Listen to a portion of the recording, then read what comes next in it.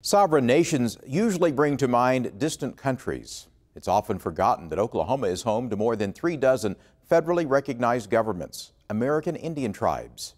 At the annual Sovereignty Symposium this week, U.S. Representative Tom Cole spoke about the struggle to maintain tribal sovereignty and the need for these Indian nations to govern themselves.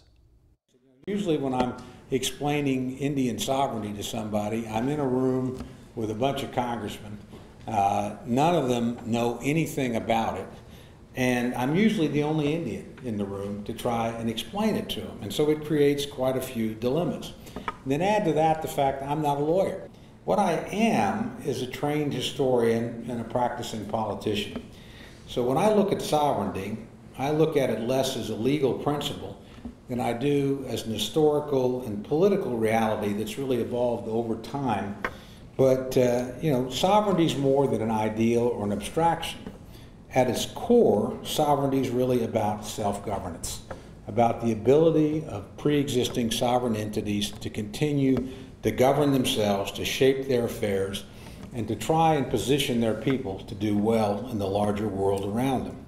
But sovereignty and self-governance have been challenged from the very beginning, from the inception by powerful forces inside our country, by impulses and institutions really within the republic itself.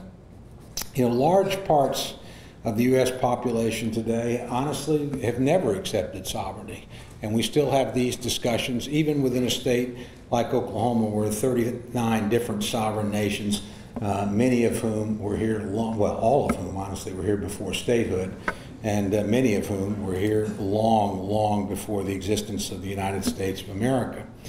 I remember talking to a justice on one occasion, not an Oklahoma figure and unnamed, but he said, well, Tom, you need to understand Native Americans from a legal standpoint are essentially a conquered people. Clearly he'd never met a Chickasaw. But the ability of tribes to assert their rights over the course of American history and to control their own affairs, quite frankly, to turn a phrase, has waned more than it's waxed historically. And we in Oklahoma know that more than most. Now, you can look at any demographic table that you want to look at, and American Indians are at the bottom of it. They're the least educated, they have the shortest lifespans, they have the least economic opportunity. And if ever people tell me that Indians have a special deal, I always say, well, gosh, I'd love to take you to Pine Ridge or Rosebud or Cheyenne River. I've been to those places. When you go to places where the unemployment rate's 75% in a state where the unemployment rate's under 5, or you go to a place where the average lifespan is 57, when in the same state people live into their later 70s, then you know you're seeing a part of America that has been forgotten and left behind.